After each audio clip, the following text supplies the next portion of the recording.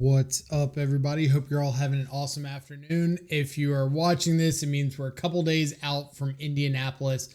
And just like we did for Charlotte, I'm planning on going over everything I have learned in testing, getting ready for Indianapolis. We've got a different meta than we did going into Breach Apocalypse of Charlotte. So different matchups to prepare for. Stuff like Corey Steel Cutter has popped up that wasn't a thing before. Got new cards like Voice of Victory to prepare for. We've got Eldrazi coming out of the woodwork, stuff like that. So let's go ahead and hop into some of the breakdown. I'm planning on going over cards that I've tested, things that might not be on your radar, but you should at least be considering, if not already sold on them from maybe watching a previous video of mine or two. Some surprises, good and bad. Things that I thought would be better that aren't, things I thought would be worse that are better. I'm going to go through a brief breakdown of some of the matches. We've got some more in-depth analysis below. I'll relink the Charlotte video. A lot of stuff like how to approach Boros and Belcher and Amulet hasn't really changed since Charlotte, but I do want to have a little extra time to go a bit more in depth against stuff like the Prowess decks against Jeskai Affinity. So hoping to use a little extra time for those and less time on those other matchups since we've already done those. And then I'll be going over my kind of recommended lists, both for Oculus and for FrogTide. So if that's what you're looking for, timestamps below will let you get to exactly the part of the video that suits what you're wanting to hear about. Other than that, appreciate all y'all with your continued support. If you are liking the content, liking the commentary, feel free to leave a like. Maybe consider subscribing to the channel. Greatly helps out. Helps to keep the content coming. So other than that, let's go ahead and jump into some of the cards that I've tested. And who knows, maybe you'll learn something. So let's start with just kind of a base Oculus list here. Not that I'm saying I necessarily recommend Oculus, but it gets most of the cards out of the way. We're going to be going from the mana base on the left side of the screen over, talk about things at different points of the curve, how they kind of interact with the current meta, the expected meta, and get into some nuts and bolts of why things are feeling better or worse than others. So to start off with the mana base, Darkslick Shores is pretty much here to help mitigate some of the life loss if you're running main deck Thoughtseize. Going into that game one against like Boros, Prowess, stuff like that, saving a couple points of life can be a big deal when you're dealing with Corey Steel Cutter or Escape Flage. So Darkslick just giving you painless, untapped black mana on turn one is a pretty significant deal. If you are wanting to run up to like 3 or 4 copies of Thoughtseize in the main, I would consider the second Darkslick Shores. But if you're not running any Thoughtseize in the main, then that's one you probably can cut and replace with either another Watery Grave, another fetch land, another utility land if you want something like an Otawara in the main. 10 fetches has felt pretty good for me. The 8 blue, including the 4 polluted delta, and 2 more black just to help out with getting basic swamp and your Harbinger of the Seas matchups. Probably not straying too far from like the 10 fetches, 3 basics, 2 Undercity, 2 Watery Grave. If you are on Thought Scour, I would consider going up to a 3rd Watery Grave. Unless in the case of a list like what you see on screen, you've got the Darkslick Shore for the main deck Thoughtseize. But if you're not running the Thoughtseizes, I would probably up to the 3rd Watery Grave. You just want to make sure you're not accidentally milling over too many fetchables as you go. Other than that, some of the utility lands we've tried out, like Otawara, are reasonable cards, but in the current meta, I don't think Otawara is really pulling its weight. If we were in a scenario where there were a lot more Dimir Murktide mirrors, then Otawara would look extremely good. But with Boros and Prowess just kind of getting out of the gates too fast, and then a bunch of combo decks like Belcher, Amulet, Storm, it's just a little bit too slow at what it's actually doing. It's not permanently answering something. And with the low cost on a lot of these threats, it's really easy for them to just replay it plus an additional spell. So I don't think I would necessarily recommend Otawara over just like another black source to make sure your removal's a little more consistent. In the 1-drop slot, this is where we have seen some shakeups recently. First off, if you're on Oculus, Thought Scour, personally, I think Thought Scour is a must. I think if you're running Oculus, you need to be able to maximize the potential for those unfair starts. And Thought Scour getting more cards into your yard to be able to unearth is a much bigger deal. And the fact that it replaces itself if you do miss on like an unearthed target puts it ahead of cards like Otherworldly Gaze or Tome Scour or something that's not giving you that refill. So worst case, you can just cycle it for a new card, where a lot of the others you're not actually cycling, you're just putting some stuff in the yard. Consider versus Preordain. I think we went over this a good bit in the last one for Charlotte, but Consider is a little more impactful when you're wanting to hold up your mana. So for decks with heavy Bowmasters, Subtlety, stuff like that, where you get a lot more use of holding up interaction, and then when you don't need it, you're able to cantrip instead of Preordain, where you've got a main phase. Now you have less mana to interact on your opponent's turn. The difference between Consider and Preordain is non-zero, but I don't think it's substantial enough to really be affecting win rate too much. You pretty well know what you're looking for with either of those cantrips at most opportunities. And the difference in seeing that third card is, again, non-zero, but it's not enough to where I feel like I can wholeheartedly endorse one and see no merit in the other whatsoever. And I do think being able to like hold up 1 mana and cantrip is pretty important right now with Boros and Prowess, to make sure if you've got a card like Stern Scolding or Spell Snare and you need to interact with a Corey Steelcutter, Voice of Victory, a Johnny, whatever, you can do that and still be able to cantrip with a Consider instead of having to tap out, especially if you need to find something. Some of the times that Preordain has really bitten me have been when I've kept a 1-lander with a Preordain and a Psychic Frog, and I want to have that untapped land on 2 to play the Frog. If I go for the Preordain and miss, then I'm not playing the Frog on 2 and I'm not interacting. But if I hold up mana for Consider and my opponent does something, I give myself the chance to interact if I absolutely have to, and then go to my turn and Consider. So at least I don't compound by falling farther behind with missing the land and not interacting. The 1 mana like removal counter suite is pretty basic. Spell Snare, I think at minimum is a 2. I've seen people go up to 4 in the 75. It's really, really good into both Boros and Prowess. It's really good into the Mirror, really good into Ruby Storm. Less good against like Belcher, but it's okay at hitting the ETB creatures.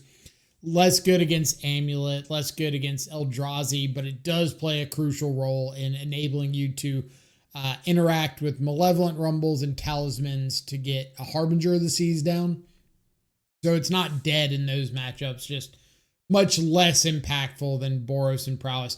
So if you're expecting a lot of those top 2 decks, and I'm kind of expecting a good amount of Prowess, I would consider going to the 3rd Snare in the main, maybe consider 4th in the sideboard, depends on how comfortable you are with your sideboard plan. Stubborn Denial here has kind of been taking the place of that 4th Snare for me in the main. It lets you bridge turns 2 to 4 really well. So I've heard people ask, like, why not Spell Pierce in that spot? And mostly it's because on turns 1, 2, sometimes 3, Stubborn Denial does like the same job as Spell Pierce. If you're talking about answering an amulet on one on the play, or answering a Corey Steel Cutter on the play or the draw, answering a Fable of the Mirror Breaker play or draw, stuff like that. Malevolent Rumble, Talisman, Ruby Medallion, anything to that effect. But once you get past that like turn 2 point, then Stubborn Denial after a Murktide or an Oculus or a Frog is just a hard negate. And that's a really big distinction to make. So getting to like turn 3, 4, being able to play out a threat, hold up Stubborn Denial, the turn before you would have mana to play out a threat and hold up Counterspell is a pretty relevant bridge turn there. So Stubborn Denial just offering a force negation into the late game that you don't have to pitch for. Really easy to get online with like any of your threats. Does the job it's meant to do. I pretty well recommend having at least one copy in your 75. Fatal Push, really solid at the moment. Again, Boros is it being like the 2 most played decks. It's obviously good into Murktide, good into Orzhov, good into Affinity, Brood Scale, just kind of going down the list here. Any of that stuff, taking out like Imri on one, Thelias, Brood Scales. The problem that I've had with Fatal Push is Revolt can be a little inconsistent. So there have been plenty of hands where I've had a Fatal Push and my opponent has played out an Imri on turn 1, and I'm looking at a hand of like Dark Slick Shores, Undercity Sewers, Sink into Stupor, and I can't actually Revolt to kill that Imri. So any of the decks playing like Imri or Glaring Flesh Raker, that kind of 3 mana sweet spot, it's been a little clunky. Like 3 mana creatures ahead of curve. So off an Eldrazi Temple, off Affinity for Imri, something like that. It's been a little clunky. But I still think it's like the best removal spell we have access to by a pretty significant margin. So you kind of have to run it. Unearth. I'll kind of get more to Unearth when I break down why I would choose Oculus versus why I would choose Murktide. But the big benefit for Oculus at the moment is Grave Hate is not nearly as prevalent as it was in Charlotte. Like, I'm often cutting down to just a single copy of Nihil Spellbomb or something in the 75. But there are still some Saga decks that can search up Grave Hate. But that not being online until like turn 3, maybe 4 is a little too slow to interact with Unearth on a quick Harbinger or quick Frog. So I do think that Unearth is fairly solid at the moment. It's pretty good into Boros, really good into Prowess, just as a card because of the amount of hate that's not showing up. So again, we'll get into that a little bit more later. Thoughtseize. Thoughtseize is what I would like to call a level 2 card. So level 1 at the moment, Boros Prowess being like the most played decks by a mile. Thoughtseize is not great into either of those. It's okay. It's got uses like hitting a Static Prison out of Boros, hitting a Corey Steel out of Prowess. But over the long term, it's not going to be hugely positive into either matchup. So a lot of times you're looking at cutting Thoughtseize post board or not bringing in extra copies if you got them. But Thoughtseize is one of the best cards in the 75 against the decks that are preying on Boros and Prowess. So against like your Belchers and Amulets and Ruby Storms and Brood Scaled, stuff like that are beating up those aggressive combo decks, Neobrand that are beating up on Boros and Izzet. Thoughtseize is one of the best cards possible against those. So if you're expecting a lot of Prowess and you're expecting a lot of people to be preying on Prowess, then now that argument goes from like level 1 Thoughtseize bad. If you're expecting a bunch of Boros and Prowess, to level 2 card. It's really good against the decks that are preying on the level 1 decks. So keep that in mind. If you're expecting more of the combo meta, you could sell out a little bit more, add an extra Thoughtseize or 2 to your main deck, and really, really put the clamps on Neo Brand, Living In, like that. The 2 mana slot. Trying to think if there's any more 1 manas, just to be sure. Oh, Tamiyo. How could I forget Tamiyo? So I think Tamiyo is reasonable. Again, it's kind of like that level 2 point where it's not so great against Boros and Prowess. It's all right at like stopping Ocelot Pride from attacking if you're able to flip the Tamiyo. But ultimately, it's not that impactful of a card against either. It's pretty easy to deal with. But it does a really good job of keeping the cards going against a lot of the unfair combo stuff. So if you're able to kind of weather the storm the first 2, 3, 4 turns, and then start getting Tamiyo advantage going with cracking your clues, flipping Tamiyo, rebuying counter spells, she can have a lot of really good use there. So I do think she's kind of in that realm with Thoughtseize. If you're expecting more of the level 2, then a Tamiyo Thoughtseize pairing can be really effective. If you're expecting more of the level 1, the aggressive red decks, then Tamiyo kind of doesn't fill that role you're looking for quite so well. Level 2 or CMC 2. Counterspell, really, really good at the moment. All the combo decks running around, stopping like Hasty Escape Flage. It's better on the play against Prowess because answering a Quarry Steel is a big deal. But it's still, in my opinion, like an automatic 4 of. I don't think you can get away with running less. I think Counterspell is one of, if not the reason to be playing Dimir at the moment. Orcish Bowmaster. Solid into energy. I noticed some people in the Discord were having a really big argument about Bowmaster into energy the other day. And effectively, some people are saying it's God tier into energy. Some people are saying it's pretty mid into energy. I'm kind of somewhere in between. I think you can have a lot of good interactions with Bowmaster, like obviously being able to take out an Ocelot Pride, Ragavan, ambush Viper mode on an Ajani or a Guide of Souls attacking, and then especially like blowing out a Seasoned Pyromancer, stuff like that.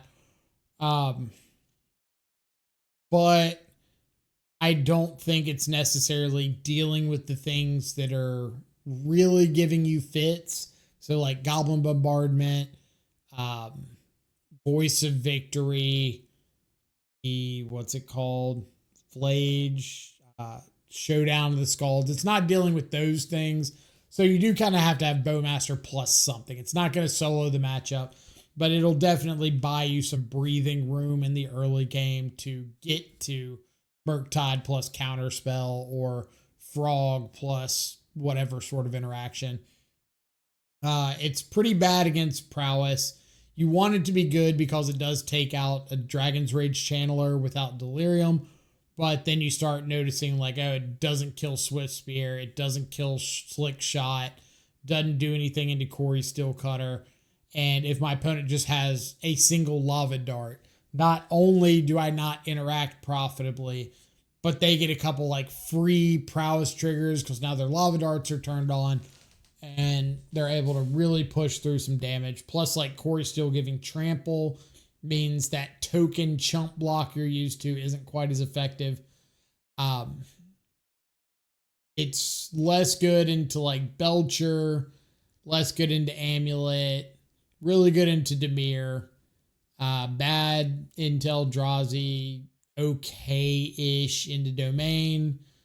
A lot of the combo decks like Living End and Storm, whatnot, you're keeping it in because it allows you to hold up counter magic, and then when your opponent doesn't do something impactful, have a flash threat to get into play and start providing some amount of pressure.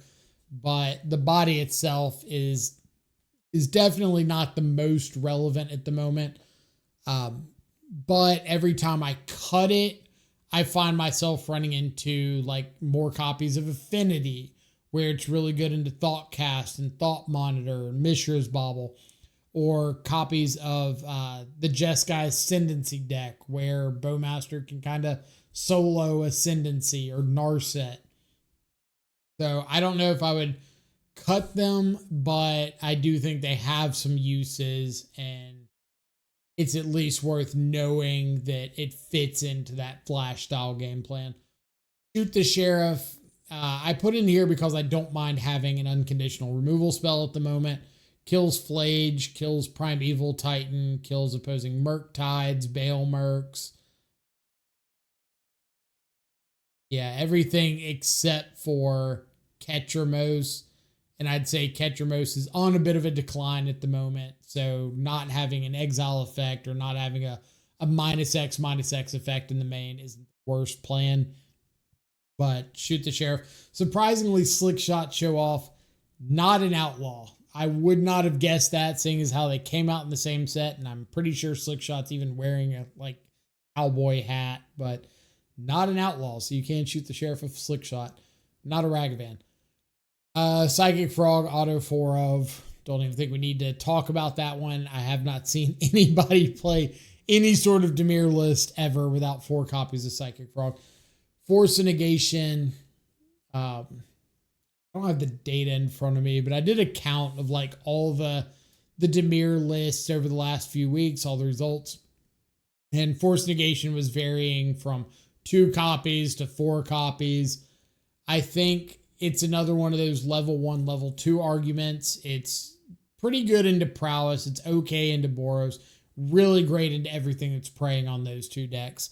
So if you're expecting a lot of those, Force, Thoughtseize, Tamiyo can just steal you a lot of free wins. Personally, I'm in the like 3 Force Negation camp. I think it gives you enough leeway to interact profitably on the draw to try to regain some tempo, and that's a really big deal. I think it was it Minguchi in one of his videos recently that was talking about like when you're on the draw, you have to find a way to regain that positional advantage, and Force Negation is like the way that we can regain that advantage. Being able to Force Negation their turn 3 play to stop from dying, or Force Negation their turn 1 play to be able to restart on our side with open mana, empty board, and progress that way. Sink into Stupor, 1 or 2 copies. It's again kind of like Otawara. We're not really in a Murktide meta, so Sync not as relevant as it has been. A lot of the stuff that you want to sync, either you're gonna have to answer permanently anyway, like Flage, or it's a cast trigger for an Eldrazi. You're not really getting full effect out of that sync. There's just not a lot of like 3, 4, 5 mana sorcery speed plays being put on the stack that you can just time walk and give yourself another draw off a frog. Everything's really cheap, really efficient, but Sync effectively acting as just another land is a really nice addition. So I'd run at least 1. Personally, I run 2 in basically every build just to get my mana count up to 20. Dismember. This is a removal spot that's kind of floated around a little bit. Dismember really great into Ketramos, not so much into basically everything else, but it is 1 mana interaction for stuff like Emery. That's a big deal. You could run Cut Down, but Cut Down's really bad into Prowess because just a single Prowess trigger is going to get most stuff out of range of it. But it is good into Boros against everything except Flage. Not so good into Prowess. Kills the 2-drop creatures out of Belcher. Not good into Murktide. Not good into Amulet. It's okay into Orzhov. It kills Felia. Kills Solitude. Emperor of Bones before counters. Flicker Wisp. Aven Interrupter. Witch Enchanter. all that stuff. Really good into Affinity because it does kill Emery and Tamio, but it doesn't kill Kappa Cannoneer. Good into Brood Scale before Brood Scale itself gets comboed or counters. Good into Yawgmoth. Yeah. So it's just kind of picking on whether or not you want to lose the life for Dismember and have a little more versatility, or save the life for something like Cut Down or Bloodchief's Thirst and just risk missing some of like the prowess interaction. Personally, I'm kind of okay with the life loss because I feel like if you keep Quarry Steel Cutter off the board, then you're usually not that at risk of a large, like, explosive blowout turn. So I don't mind losing a little extra life to get a Dragon's Rage Channeler or a Slick Shot Show Off, something like that, off the board if it means I regain some momentum in the long term by playing a 1-mana removal spell.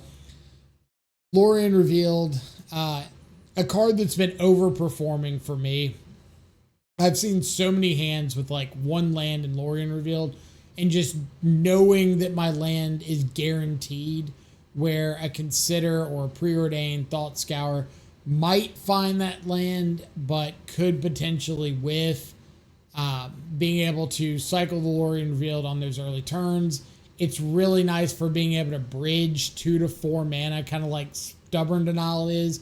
Having, say, 3 mana out, having a Lorien Revealed in hand, knowing that you can cycle to guarantee you play out a Merc or a Psychic Frog, hold up Counterspell the next turn, is a big deal for knowing when you are forced to act versus when you don't have to. Because, like, a lot of games where you get to 3 mana, say, and you've got a Murktide, you've got a Frog, you've got a Counterspell, and you have to choose between jamming your threat now and kind of going shields down for a turn, hoping you hit the land, or waiting till next turn, in which case, if you don't hit the land, things aren't getting better for you, giving your opponent more draw steps. Lorien Revealed kind of gives that safety net of, hey, I've got this in my hand, I can hold up counter plus cycle this turn, and next turn, if they don't do anything, I can guarantee I've got threat plus counter spell.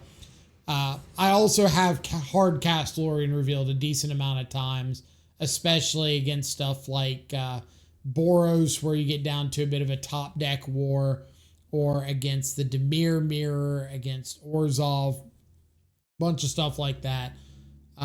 So hard casting it is absolutely not out of the question.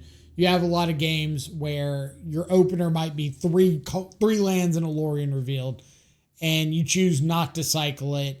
You interact on 1, threat on 2, interact on 3, draw an extra card and a land on 4, and all of a sudden on 5, you just like have your 5 mana and can hard cast it if the board state's not too bad, or hard cast it if you've got Force Negation up, or if you've already got a threat down and your opponent's got to deal with that threat first.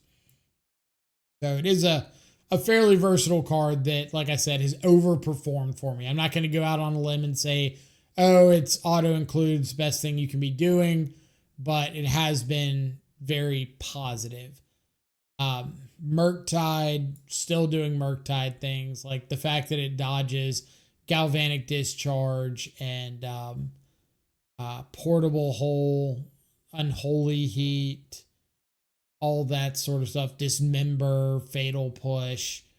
It's Kozilek's Command. It's really good to have a top end curve that's not really top end, like you're casting it a lot of time for 2, maybe 3 mana, and just knowing that it's going to hit the battlefield and stick.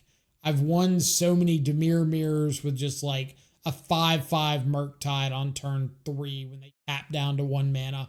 They just couldn't get it off of the board, or being able to up that pressure against a deck like Amulet, where you go Cantrip on 1, Counterspell on 2, Murktide on 3, and your opponent doesn't have the ability to tighten that upcoming turn.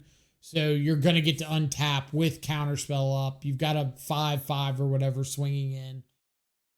Just having the chance to play that threat out early in the game, I think makes a pretty big deal. Whereas Oculus, not only is it dying to Fatal Push, Unholy Heat, Dismember, Galvanic Discharge, all that stuff, but needing the extra card in the graveyard means there's a lot of times that either you're not going to be able to play it out early, or you're going to have to wait an extra turn.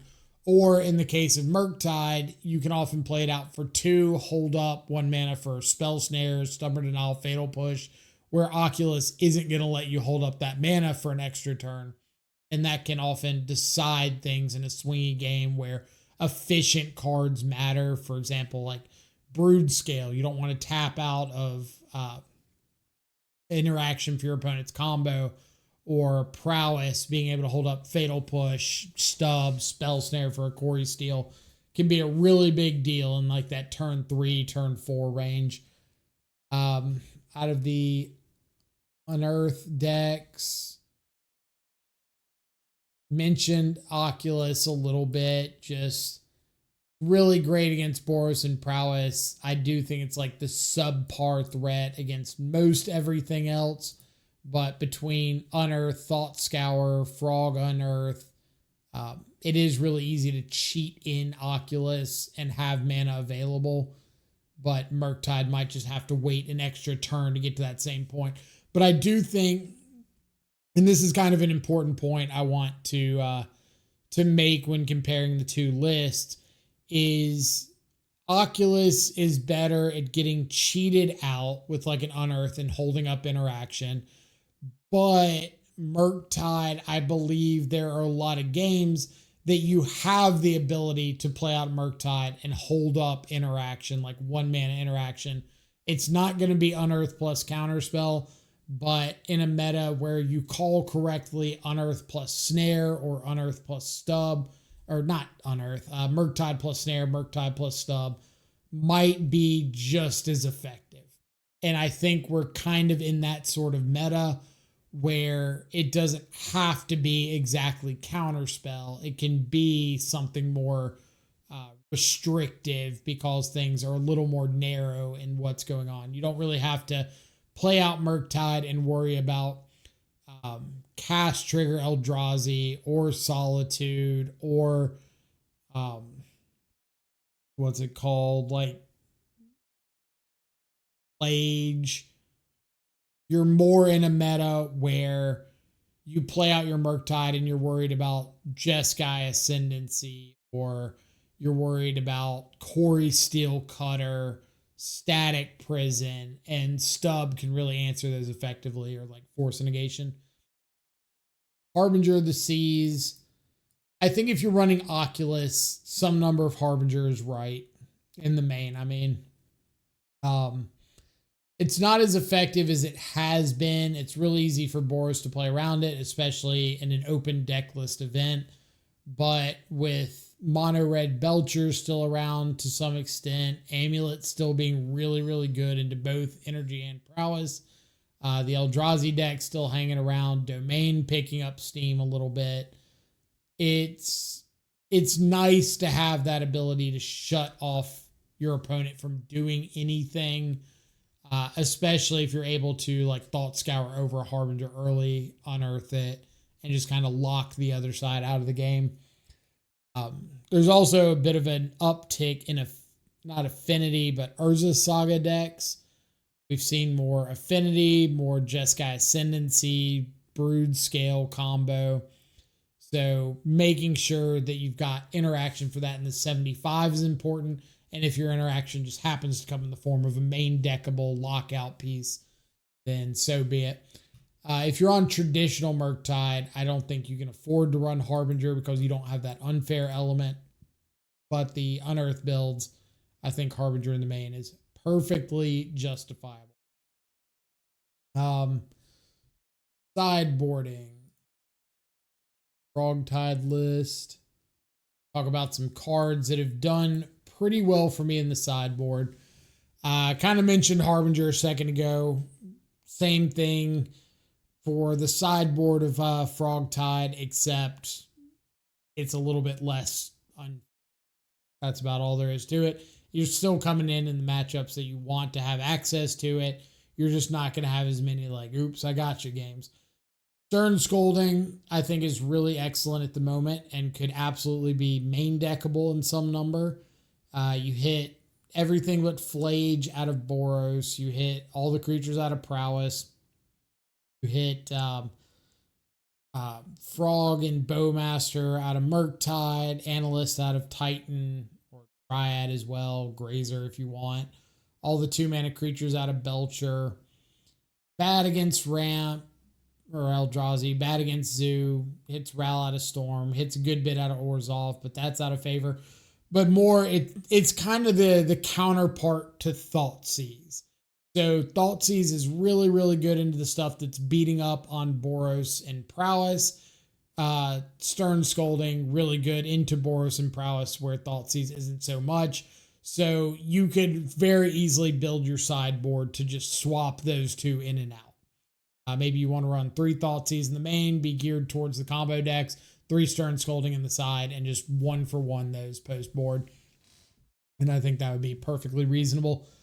Consigned to memory. Man, if Eldrazi wasn't a thing, I would not be running a single copy of Consigned to Memory. But I just know my luck, I'm going to get there, run into a bunch of Eldrazi. It's got some usefulness into Belcher. It's okay into Titan. I don't think it's needed in either of those, but it's useful. It's useful into Zoo. Again, don't think it's necessarily needed. Overrated against a bunch of the affinity stuff. It's good into Orzhov depending on the list. The heavier Blink list, more Flicker Wisp, more Felias, it's better into those. It's worse against the more fair, like Ketchermost builds. Good into Brood Scale, good into Living End. About it for those. Yeah.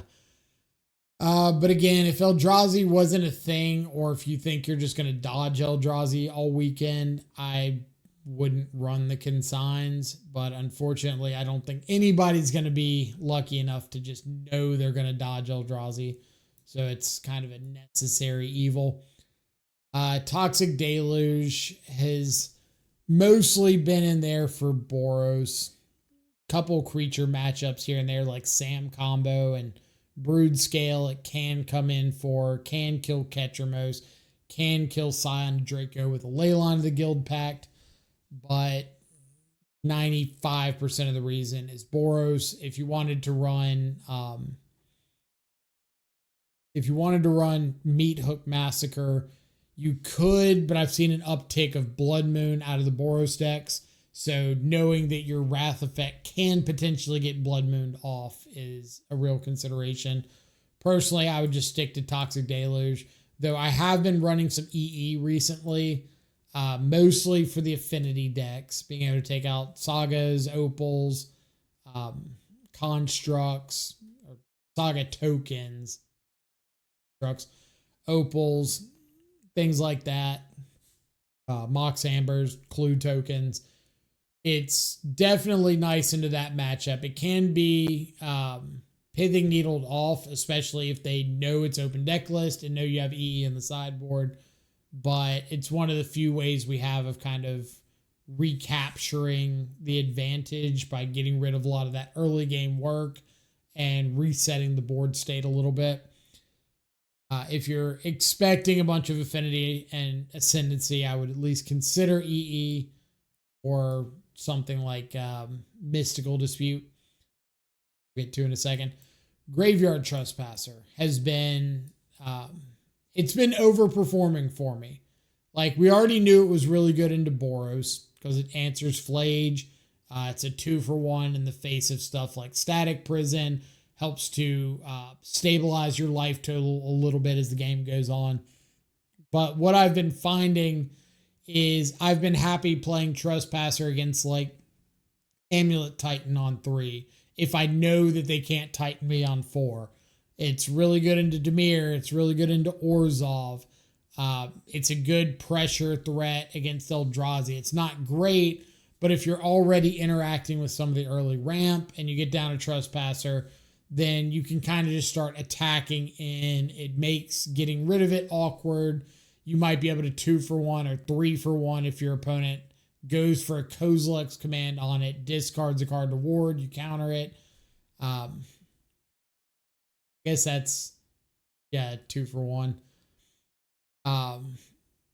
It's not the greatest by any stretch, but sometimes you just need a non-grave reliant threat to bring in, and Trespasser does a pretty good job of being that threat, especially out of the Unearthed Oculus builds, because if they don't have the Grave Hate, you might just have a chance to cheat. Grave Hate on our side, really, really low on at the moment, which is weird because Flage is a relevant card. Prowess has some Delirium synergies with Dragon's Rage Channeler, Unholy Heat, Lava Dart, Dimir still kind of around, cares about the grave a bit. Pretty bad after that, outside of stopping Eldrazi from hard casting Emrakul. But I've been cutting down to 1 Nihil Spellbomb in a lot of lists. But I've also been keeping like a Graveyard Trespasser too, so that's kind of Grave Hate. It's just not going to be as effective against the unfair grave decks like, say, Dredge or Living In. But if you want to run 2 Spellbomb, I think that's a perfectly safe option. A lot of times when I'm looking at my sideboard options, especially things that are able to replace themselves, like Nihil Spellbomb, get a big buff in the ratings in my mind, because worst case scenario, if I do have the interaction to stop the thing, I can just cycle and replace the Spellbomb with something new. Whereas something like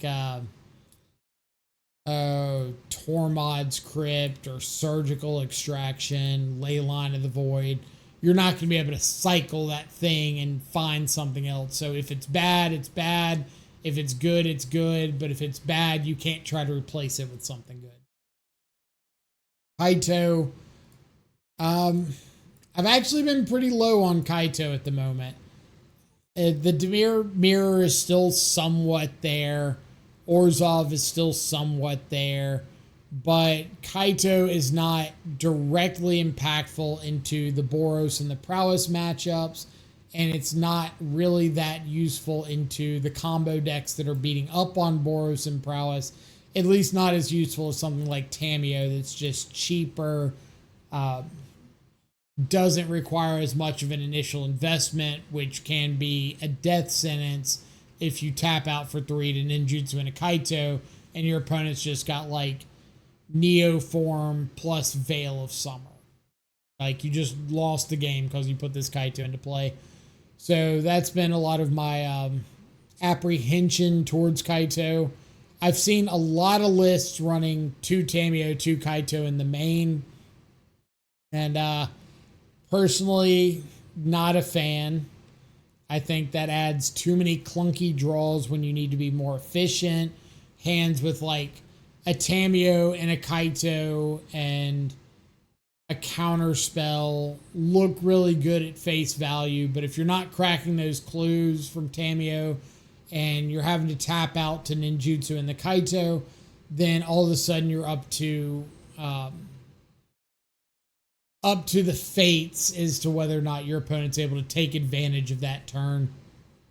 So for me, Kaito in the sideboard, just bring it in the control matchups. It's not really something that I want to potentially run the risk of getting wrecked if I tap out for it.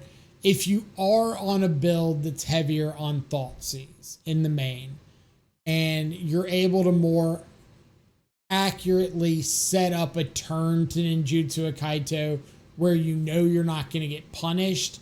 For example, Ninjutsuing and Kaito with Force Up against something like Storm, or Ninjutsuing and Kaito with Subtlety up against Amulet Titan. Those kind of situations, Kaito looks a lot better. So if you decide you want to really target the unfair matchups with Dimir and you want to go like Thoughtseize, Tamiyo in the main, Kaito is understandable if you're on Tamio Bowmaster. I can support that decision. But if you're wanting to target Boros and Prowess, I would not have Kaito anywhere near your main deck. And I probably would be hesitant on Tamio as well. It's really going to come down to what you're expecting to see.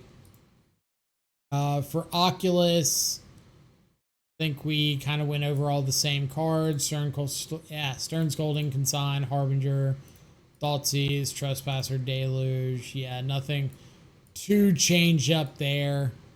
Let me think if there's any sideboard cards that have really impressed me recently, or any other test cards. Cling to Dust has been reasonable.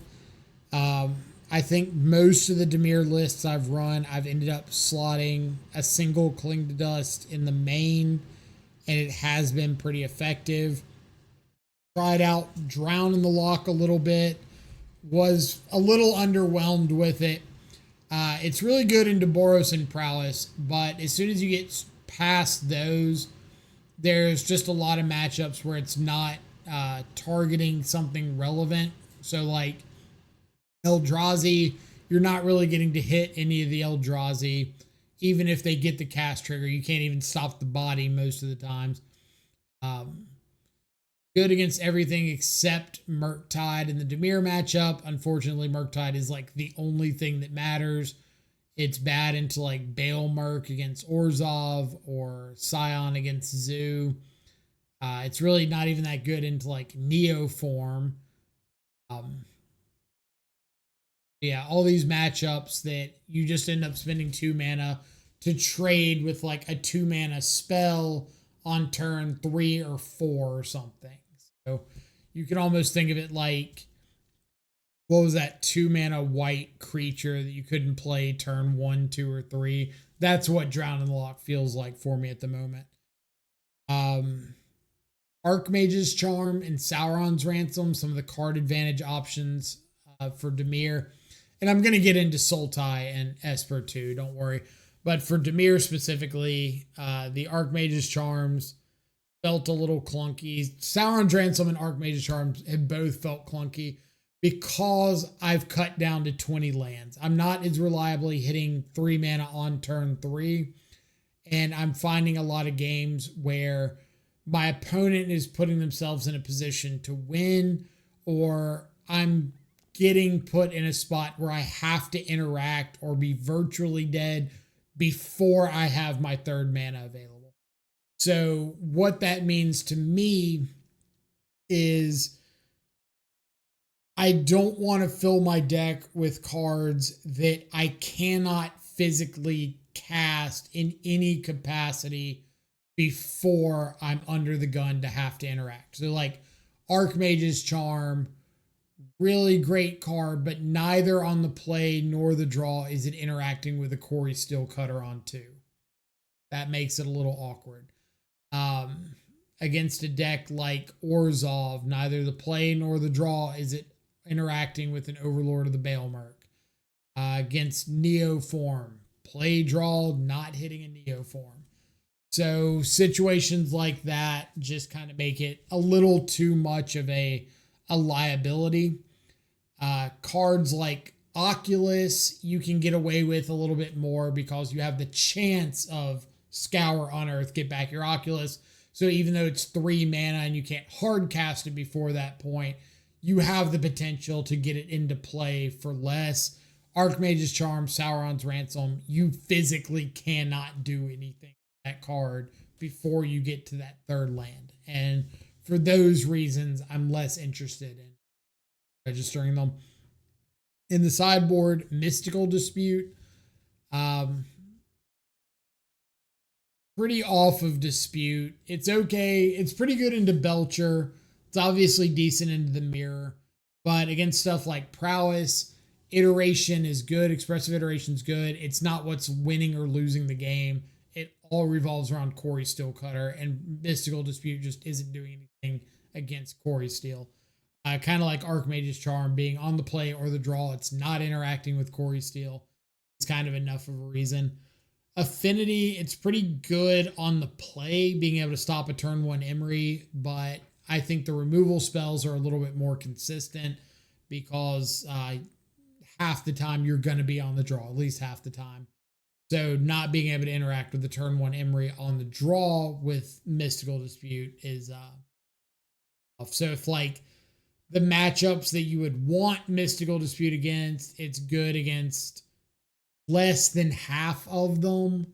I'd rather just dedicate that spot to something like Stern Scolding that's more universal, better both on the play and the draw in the matchups that I want it for, and lean on like Thoughtseize Fatal Push for those other matchups. I think that's it for Dimir.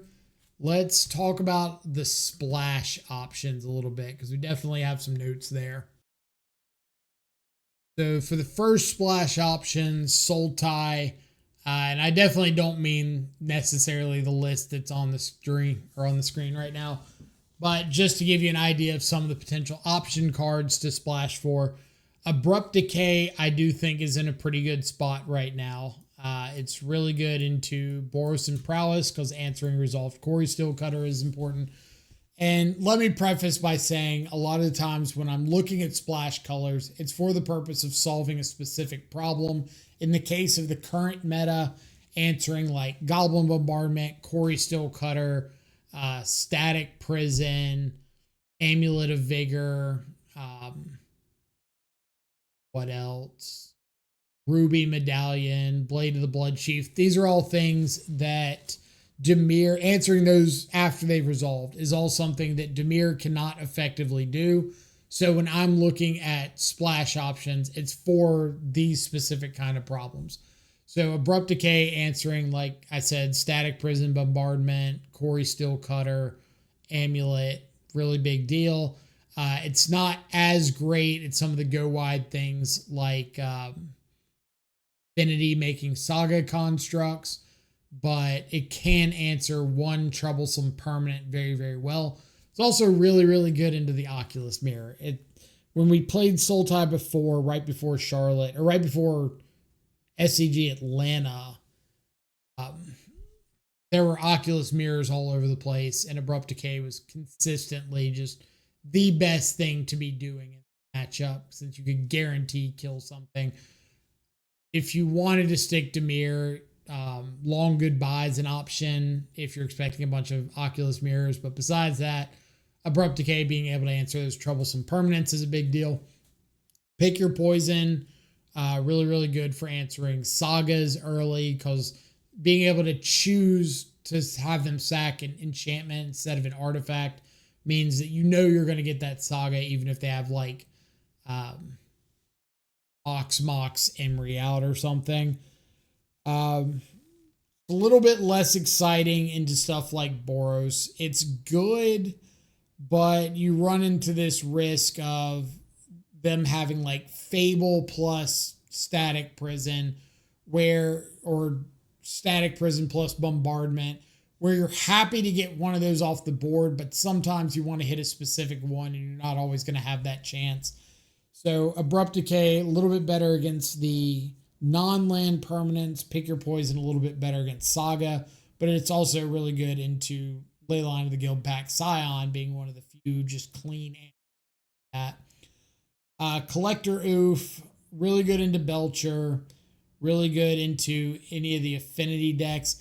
Not as good into Jeskai Ascendancy. So it doesn't interact with the Saga constructs or making constructs. It does stop them from creating more mana when they're going for the combo, but it doesn't stop Jeskai Ascendancy from triggering, so they can just make a really, really large threat.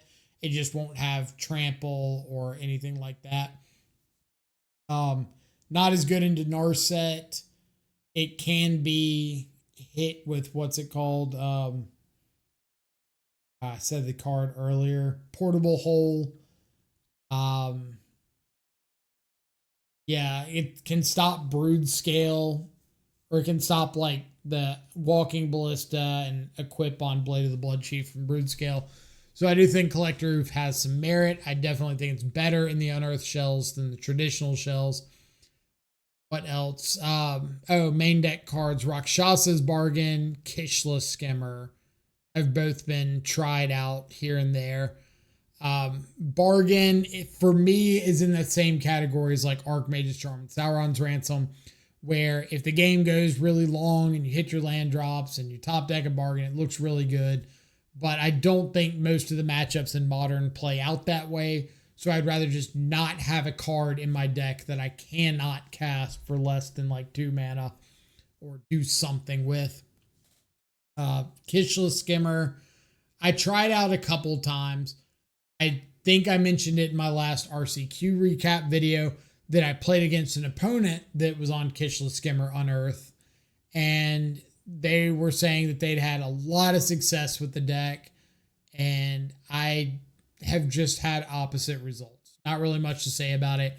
Being able to draw 1 extra card if you have a frog in play, or an Emperor exiling your own stuff, or a Graveyard Trespasser attacking, stuff like that's kind of cool. But I've found from my experience, you don't really need the Kishla Skimmer if you have a frog in play living, or an Oculus being cast and resolving, or Graveyard Trespasser, Emperor Bones living and going to combat and attacking and whatnot. You don't really need that 1 extra card. You just like have a good board presence. I was also finding that Kishla Skimmer getting knocked out by like Discharge and letting them net energy, Flay GTB, Lava Dart, Non-Delirium Unholy Heat was a really big deal. Bowmaster is at a bit of a low, so that helps the Kishla Skimmer stock. But I just don't like it into the top 2 matchups, and I think it's a little bit slow against like the combo matchups.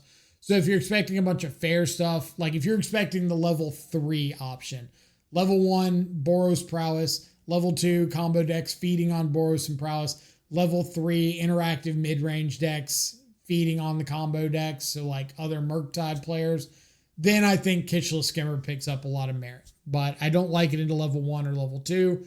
I like it into level 3. Some of the other Sultai things we tried out. Tried out Culling Ritual, the 4 mana, 2 black and a green, blow up everything, get mana for what you blow up. Cool card. You really can't do anything effective with the mana that you get from it, so that was a big downside. I tried out Tarmogoyf, so 4 frog, 4 Tarmogoyf, and then like a couple FrogTides is my main threat. Really good into the Eldrazi matchups because you feel like you're pretty constantly going Thoughtseize into Frog or Goyf into counter or consign or something like that. But with Eldrazi on the decline, I think the mana inconsistency is a little bit worse when you're trying to be consistently interactive and on curve in the early turns with kind of keep up with Boros and Prowess. So Tarmogoyf kind of fell out of the testing pattern pretty quickly, unfortunately. Really enjoy the card. Any other green options that really jumped out? I don't think there was anything else. I think that kind of covers the green splash. So let's get into the white splash. The big ones were definitely Prismatic Ending, Ketchermos, Pest Control, and Celestial Purge. So Prismatic Ending, I think, was really, really good in testing. And if I was like forced to choose a splash color, could not stay Dimir, had to go splash, I think going Esper for Prismatic Ending would be my number 1 choice. Really good into Boros for being able to not only exile like Flage, but hitting Static Prison, Goblin Bombardment, every threat in the deck, exiling a Johnny's, hitting Cats and Guides and Ragavan and everything on curve. Hits Corey Steelcutter out of Prowess as well as all their threats. Hits Amulets, can hit Spelunky out of Amulet Titan. Little less good into Dimir. Not very good into Eldrazi. Not that good into Orzhov. I wish it was better, but unfortunately not.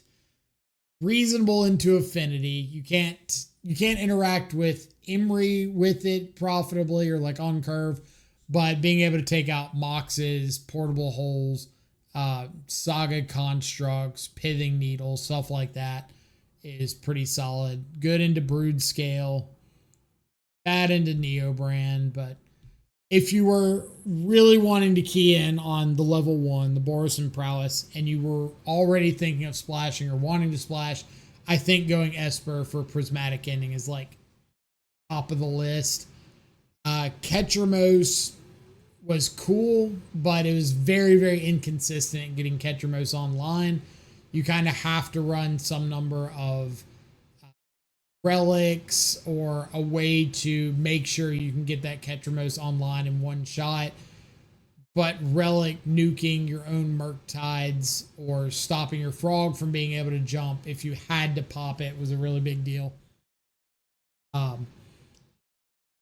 don't think the Ketchermos splash is worth it. I think going white is almost entirely for Prismatic Ending. Celestial Purge is really good into the top 2. It's also really good into opposing frogs, really good into Orzhov because it can hit Overlord of the Baelmerk on turn 2. Pest Control.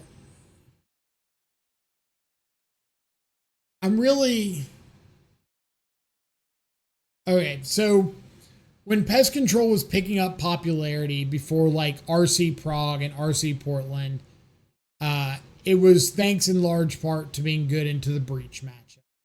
So answer all the Moxes on the board, answer Saga Constructs, things like that. Obviously, Breach got the ban. The Ascendancy deck still shows up. Affinity still shows up a little bit. And it's okay into those. But I think in terms of the overall meta, Pest Control has really fallen off pretty hard. Against Boros, they've dropped down on the number of static prisons in the 75 and in turn gone up on Voice of Victory. So they've cut a 1-drop you can interact with, gone up to a 2-drop that's really good against us. That disparity kind of makes Pest Control a little less impactful, or a lot less impactful. Against Prowess, it's not interacting with Quarry Steel, it's not interacting with Slick Shot. Obviously good into Dragon's Rage Channeler, Swift Spear stuff, but you're kind of naturally built to be okay into those cards with Bowmaster tokens or Oculus tokens, Frog, Murktide.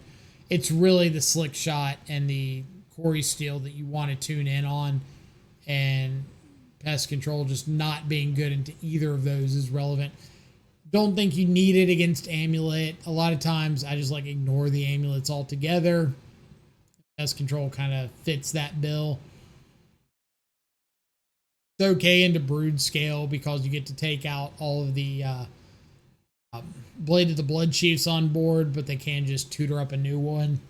So Pest Control, I don't think is worth it. Really, again, Prismatic Ending, Celestial Purge. March of Otherworldly Light is another interesting one. If you're wanting another answer to Saga specifically, you could also just run any of like the 1-mana white disenchant effects. Gives you an extra out to Overlord, gives you an extra out to Saga. Birthing Ritual out of decks like Neobrand. Static Prison.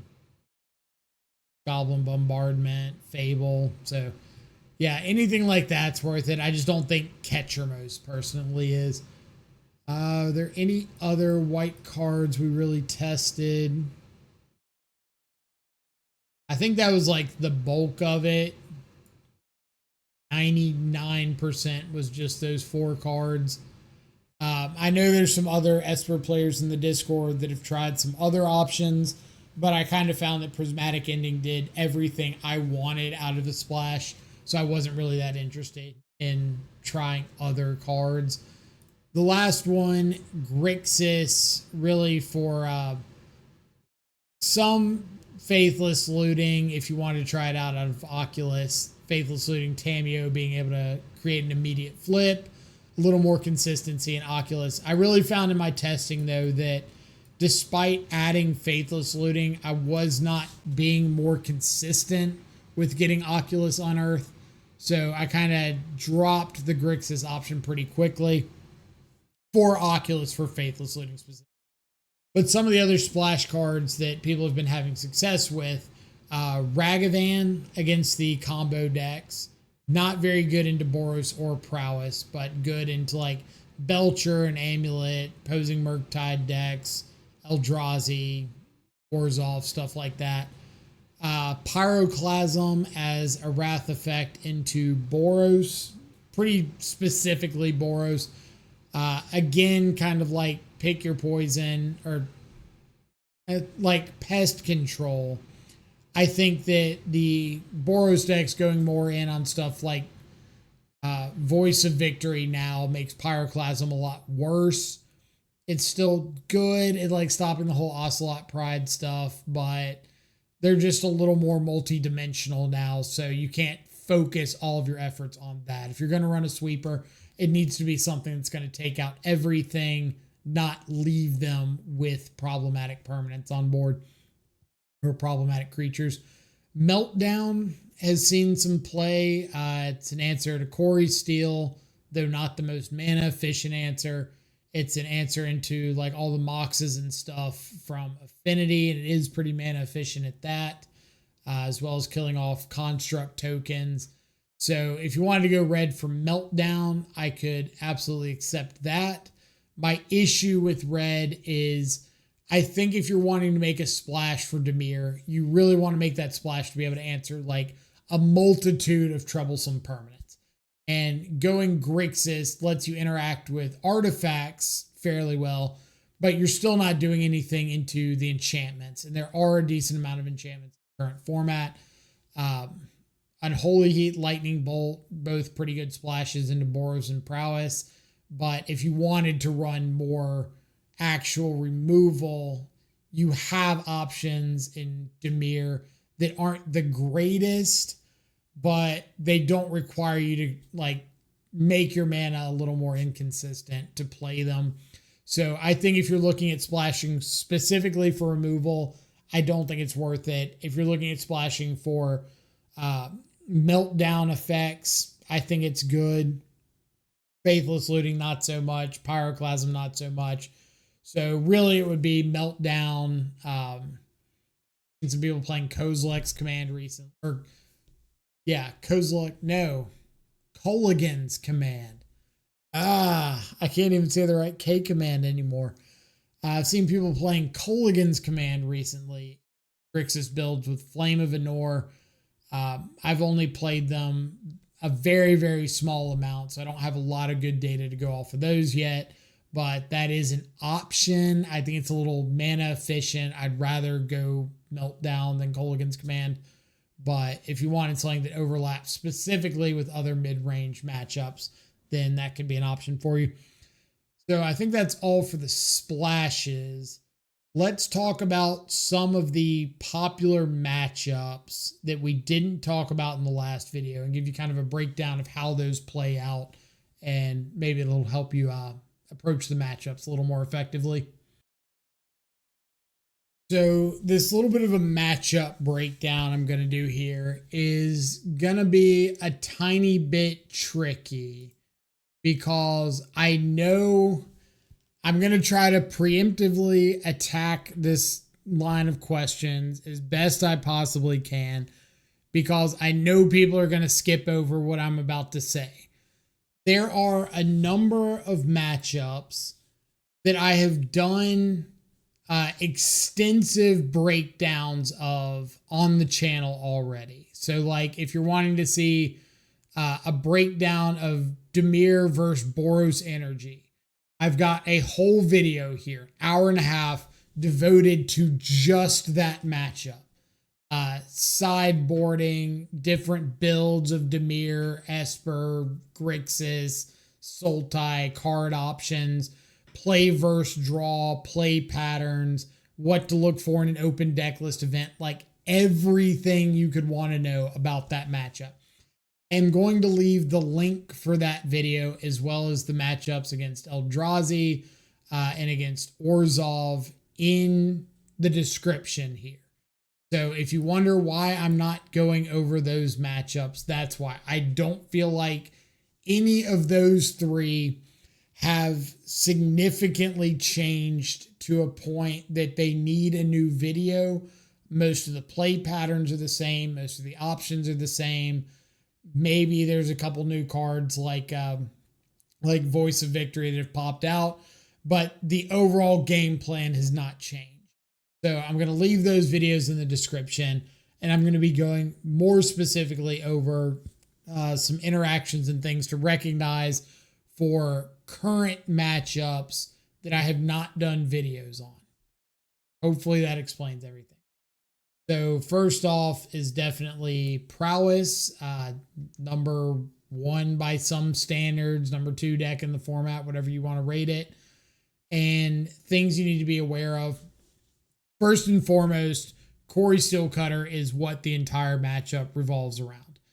You're going to lose some number of games to just like triple Dragon's Rage Channeler Delirium onto, or double Slick Shot, whatever, but not consistently. Corey Steelcutter is the consistent, if this resolves, you probably lose. If this doesn't resolve, you probably win card. So stuff like Spell Snare, Force of Negation is almost a must if you know you're going up against Corey Steel. You can get away a little bit with like Thoughtseize and the Counterspell on the play, but because Indy is going to be open deck list, you're going to be a little more, I think it's going to be open deck list. You're going to be a little more knowledgeable going into the matchup of whether that's something you need to focus on. Do not keep a hand that cannot answer a Corey Steelcutter on 2. Whether you're play or draw, if you're on the draw, you better have a Thoughtseize or a Stubborn Denial or a Spell Snare. If you're on the play, you can extend that to Counterspell or Force Negation. But do not go in there and look at a hand of like Fatal Push, Psychic Frog, Murktide, Dismember, I don't know, Consider, and couple lands and think like, oh, I can go turn 2 Frog, turn 3 Murktide, and just run away with it. There's a very good chance that you will lose that game to a Corey Steel. So game 1, that's all you care about, dealing with Corey Steel. Try to save your Spell Snares. If your opponent's going for expressive iterations, that's fine, especially if they don't have a threat on board. It just doesn't matter. Save for Corey Steel. They can have so many explosive turns with Violent Urge, hasty Corey Steelcutter token, or Slick Shot as the game goes on. Post board, really the only thing you care about post board is Unholy Heat or Into the Flood Maw, whichever card they're running, because these are ways that they can deal with Murktide. Otherwise, game 1, Murktide's almost untouchable, especially if you get it above 6 power, so it's not just dying to like double bolt. But post board, they have a little more interaction for it.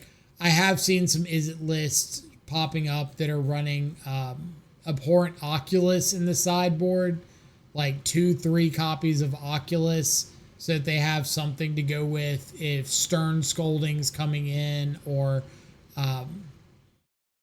Cut Down, or whatever answers a bunch of those cheap dudes. If you're going up on Spell Snare, Force Negation, really trying to answer Corey Steel, and they just drop an Oculus on you, that can cause issues.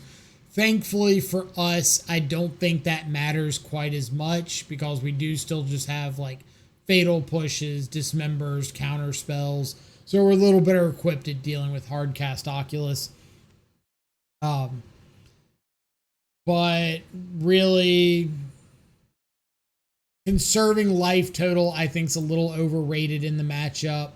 It can help, but typically if you are able to kind of get out on the front foot, deal with the 1-drop, answer the Corey Steel, eventually find like a Murktide or a big enough Frog, then you've kind of got the interaction at that point to not worry about getting one shot for most life totals. So don't be afraid to cast your Dismember on 1 to untap with an empty board on 2 for like a frog, or frog if you have force for Quarry Steel, or for counterspell to stop a Quarry Steel on their turn. Sometimes they'll try to get tricky with like plotting slick shots and overloading with Quarry Steel slick shot. Game 1, it can be a little bit annoying. Game 2, when you're boarding in like Stern Scoldings, it really becomes, okay, they spent 2 mana to plot a show off. Next turn, they play a Quarry Steel. I Spell Snare, or I Stubborn Denial. They play a slick shot. I Stern Scolding, and you're just trading 2 mana for 2 mana. So don't get too freaked out about those kind of lines. Keeping them off Delirium is nice. If you've got like Graveyard Trespasser, that's a really excellent card to bring in to stabilize life. Keep them off Delirium. Spellbomb's fine. Those. Surgical Extraction could be coming in, so keep an eye on your opponent's Grave Hate, especially if you're on Oculus. So Surgical Extraction versus something like Tormod's Crypt that you're going to know it's out on the battlefield, or Soul Guide Lantern. Just take note of whether or not you're going to know about their Grave Hate ahead of time, if it's something they have to play out to the battlefield, or if it's something that they can hold up in hand. Matchup is definitely more favorable for Oculus. Getting on the board a little bit cheaper, getting to create tokens to stand off against Quarry Steel tokens, or flood the ground to stop Swift Spears is a pretty big deal. But Murktide still definitely has a chance. It's definitely not an unlosable matchup. I do think there's a lot of skill expression in this matchup. So being able to understand what the important parts are and not getting trapped into overcommitting to something that doesn't matter as much. Like your opponent attacking with a Dragon's Rage Channeler is annoying, but unless they're triple mutagenicking that Channeler, it's still going to be 3 damage. So if they're expressive iterationing and preordaining and Mishra's bobbling and all this into a Channeler, that's great. It's still just 3 damage. Anything else in the sideboard? Spell Pierce, Spell Snare, stuff like that. At least be aware of. There's going to be times that you interact at weird points to make sure your opponent can't interact. I would try to avoid interacting inside of combat as much as possible, especially if there's like a show off on the board, or Swift Spear, Quarry Steel token, something like that, because you run the risk of you interacting, opponent interacting back, you interacting again, they interact back, and all of a sudden there's 3 more prowess triggers going around. And if they end up coming up even or worse, somewhat favorably in that interaction, then you open up yourself the chance to them just going for like a Violent Urge or a Mutagenic Growth, a Lava Dart, and adding a bunch more damage out of nowhere. So if you're not guaranteed you're going to win that stack war, then perhaps just taking 3 is a lot better than taking 9. Yes, that's about it for prowess. Next up, Neo Brand. I know Aspiring Spike was discussing on stream his opinion that Neo Brand was arguably the best deck in the format, or the best deck in the current meta. I believe it does beat up on Prowess and Boros really well. If you haven't played against this Neo Brand list, this is what they're calling fair Neo Brand. You're not all in combo. You're just trying to get a big, stupid thing into play turn 2 or 3 fairly consistently. So the way they do that is called Allosaurus Rider into Neo form or Eldritch Evolution to be able to search up like an Atraxa, Galta, Gristlebrand, or Rennie, something like that, or a Birthing Ritual to do the same thing off of an Allosaurus Rider. So they just have a lot more options. Interaction wise, they're a lot less interactive than old Neo form. Not seeing as many summoners or pact of negations or Veil of Summers, stuff like that. Definitely, like I said, way more in on the fair plan. So a lot worse against counter spells than the traditional builds. For the most part, keeping Allosaurus Rider off the battlefield does a really good job of kind of stopping everything.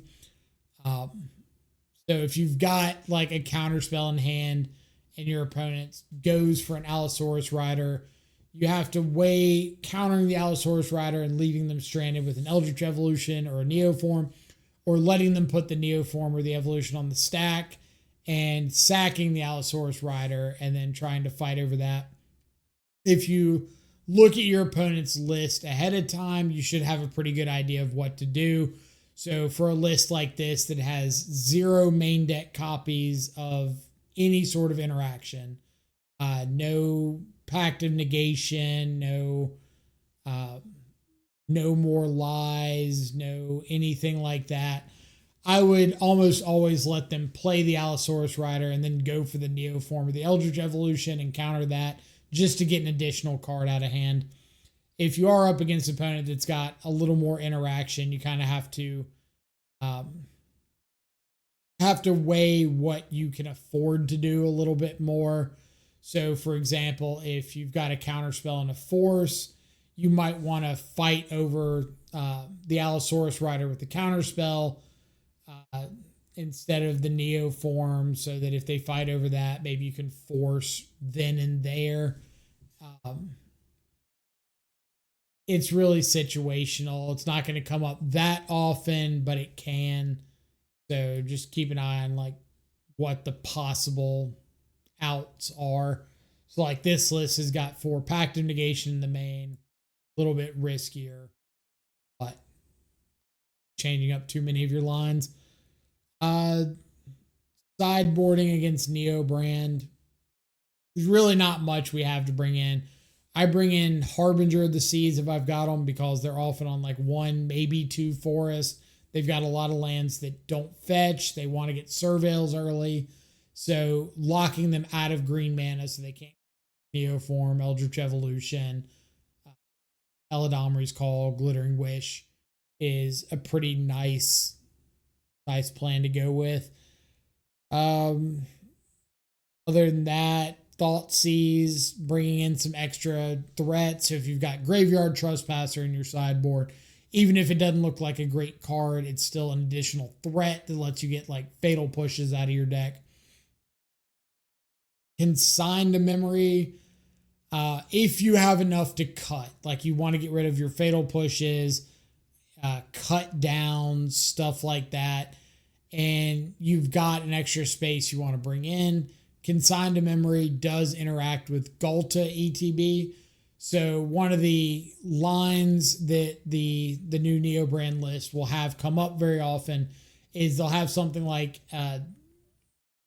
what's it called, Atraxa or Disciples, and it goes whatever in hand, and so the Allosaurus Rider Neo form for a Galta enters, they can put those other threats into play. So being able to consign the Galta ETB trigger or the Atraxa ETB trigger can save you a lot of time. You still have to deal with that threat, but it's easier to deal with a 12/12 that you can maybe outgrow with a Murktide or Shoot the Sheriff or something like that, sink into Stupor, than deal with like a 12/12 and 2 other threats that are threatening to kill you. Sideboarding out from the Dimir side, I think I kind of went over it, but like Fatal Push is a pretty easy cut. Everything else is fairly good. Dismember's pretty bad. If you have Shoot the Sheriff, I would leave it in, because not only does it answer it answers Allosaurus Rider if they don't go for it right away, but it also answers whatever they can get off an Allosaurus Rider, except for the Dragon. The Dragon, I think, is pro-white and pro-black. So can't deal with that one, but you can potentially just get a bigger Murktide than their Dragon. What's next? Brood Scale.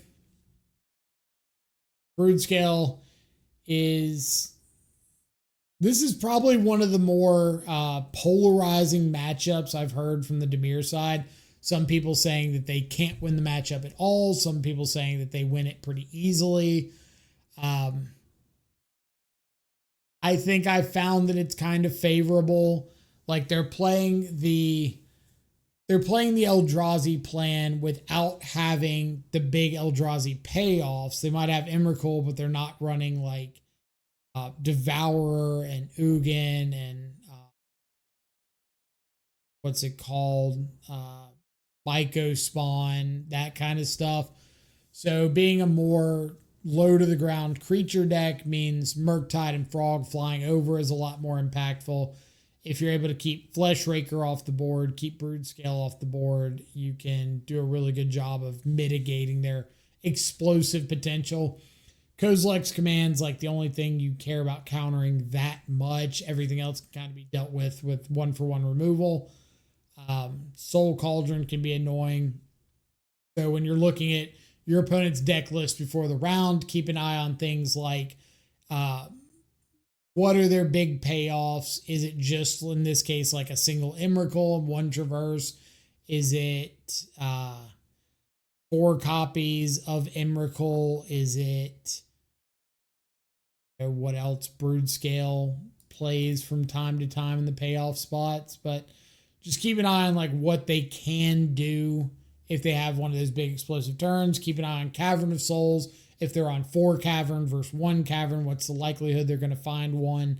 Sideboard, looking at things like if they're on Veil of Summer, are they on, in this case, Snakeskin Veil, stuff that you need to keep in mind to potentially play around. If you're on Oculus, do they have Grafdigger's Cage coming in? I think that's about it. These builds that are heavier on artifacts, like these Mox Opal builds, I do think are worse for us. Just more explosive mana earlier on, bigger saga constructs. So I would pay attention to whether or not your opponent's on an artifact heavy build. Just means that you might have to be more aggressive at throwing out a threat and trying to get the game over with, as opposed to playing more of a control-y route, because you risk an Urza Saga coming down and making like 7 sevens instead of making 3. Sideboarding from the Dimir side. Harbinger's definitely coming in. Swap over to this one. Stuff like Harbinger's definitely coming in. Stern Scolding, Consigned to Memory. Big ones. If you're running any sweeper effects, you can. It's nice to be able to answer Glaring Fleshrakers. Any sort of like Delighted Halflings, spawn tokens can often just stop your opponent from like hard casting an Emrakul. EE, kind of the same effect. Spawn tokens, opals, saga constructs, all that kind of getting taken out. Or just take out Blade of the Blood Chief. Sideboard out, usually Bowmaster is like my first big cut. Just not killing anything. They're not really drawing cards. So Bowmaster gets the axe pretty quickly. Force of Negation's a bit weaker. It can answer like Kozilek's Command, but you're bringing in consigns. Kind of for that same reason, I'll trim on counter spells, especially on the draw. With Cavern of Souls coming in, you don't want to be counterspell flooded, and Stern Scolding plus Consign just kind of do the counterspell job for cheaper. So if I have the option to trade out my more expensive catch-all counter for a more specific mana reduced targeted counter, I usually will. So Bowmaster, some amount of counterspell, some amount of Force of Negation. You could trim something like Stubborn Denial, a cantrip or 2. Anything like that, I think, is perfectly reasonable. But you really just need to focus on your game plan, which is not tapping out on a turn that they could potentially kill you, understanding the amount of resources that they have available at all times, whether they have the mana to play Broodscale, play a, what's it called, Blade of the Blood Chief, equip it up and use it, or play Flesh Raker, play Blood or Blade of the Blood Chief, make a token, play Brood Scale, make a token, sack. Just keep an eye on like how many resources they have available and try to not force them to have it, because they have a lot of ways they can punish you tapping down. Affinity. There's a few different affinity lists kind of lurking around. Some are Jeskai Ascendancy, some are Quarry Steelcutter, some are these blue-white lists with like Portable Hole. Blue-white, I think, is the worst of the bunch for us, mainly because stuff like Dispatch in the board to answer Murktide is a big problem. But the Quarry Steel list from Jeskai can be pretty annoying as well. EE out of the board to answer a bunch of the 0 drops, Saga Constructs. Try not to keep a hand that doesn't deal with Emery on turn 1, because them going like Emery plus Bobble is a really easy way to run away with the card advantage. The good part about these blue-white lists is Bowmaster is exponentially better to them than the other options. So 4 Thought Monitor, 3 Thought Cast, the 4 Mishra's Baubles, just a lot of targets to be able to fight over with Bowmaster pings. So being able to like Bowmaster in response to a Thought Monitor, ping something, ping them, monitor triggers, ping the monitor twice, just get bodies off the board kind of for free is a pretty big idea. You're going to have a much tougher time kind of figuring out what your opponent's resource availability is against Affinity, because it's hard to predict if they've got like an artifact land plus a 0 mana artifact, especially if that artifact makes mana. Then the amount of mana can get out of hand pretty quickly if you're not careful. So I would try to focus more on what you can control, which is answering an Emery while it's got Summoning Sickness or while it's on the stack, answering Tamiyo, and then trying to work towards answering a Kappa Cannoneer on the stack. And if you can answer those kind of 3 phases, then you can do a much better job of mitigating Saga Constructs by holding interaction for those or getting the game over with Murktide. And you really want Murktide more than you want Frog because of Portable Hole, but both can be answered with Spell Bomb. So when you're looking at your opponent's list, just like we used to do with Breach, try to see if they've got Aether Spell Bomb before the match starts. If they don't, going in on a big Murktide can just like steal you game 1 especially. Sideboarding. Harbinger's definitely coming in because we need answers to Saga. If you got something like Spreading Seas, that can come in. Stern Scolding is reasonable, especially on the play. It's a little less exciting on the draw, but sometimes necessity. I did mention earlier that I think Consign is a bit of a trap against Affinity, because all the stuff you really want to interact with has a color requirement. So Kappa Cannoneer, Thought Monitor, Emery, Tamiyo, all that stuff has a mana cost to it, or color cost. Hitting Opal is nice, can stop a lot of explosive turns, but you still have like Counterspell, Force, Stubborn Denial that can fight over Opal. Hitting Urza Saga Chapter 2 can be nice to stop them from making constructs. Depends on the build you're on. If you're on something with like Pest Control or Engineered Explosives, that might be less impactful for you or less necessary, but it is an option you have available. Toxic Deluge. Saga Constructs are going to grow way out of Deluge range, so I wouldn't worry too much about that one. Trespasser is reasonable for fighting over like some Emery cards.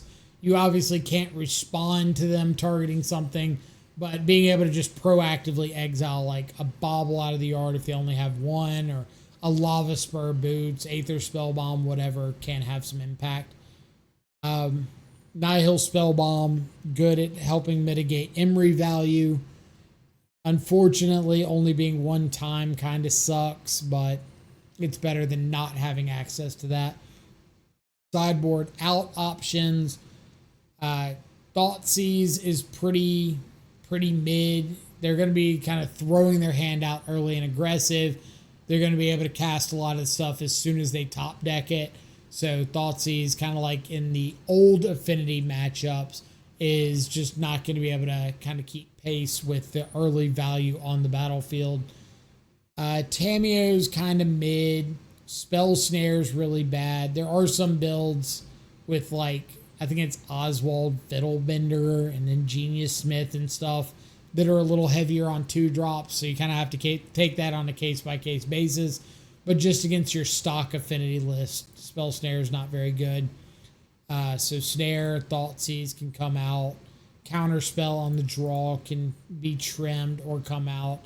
If they are on Aether Spellbomb, I might consider boarding out a Frog or a Murktide. Usually a Frog because, again, Portable Hole and Aether Spellbomb just gives them a lot more answers to that than it does Murktide. Oculus. If you're on an Unearth build, if you're expecting Jeskai in decent numbers, you could run some number of Clarion Conquerors. That's a really good option if you're in Esper, or a Collector Oof if you're in Sultai. Against Zoo really just comes down to Leyline of the Guild Pack plus Scion.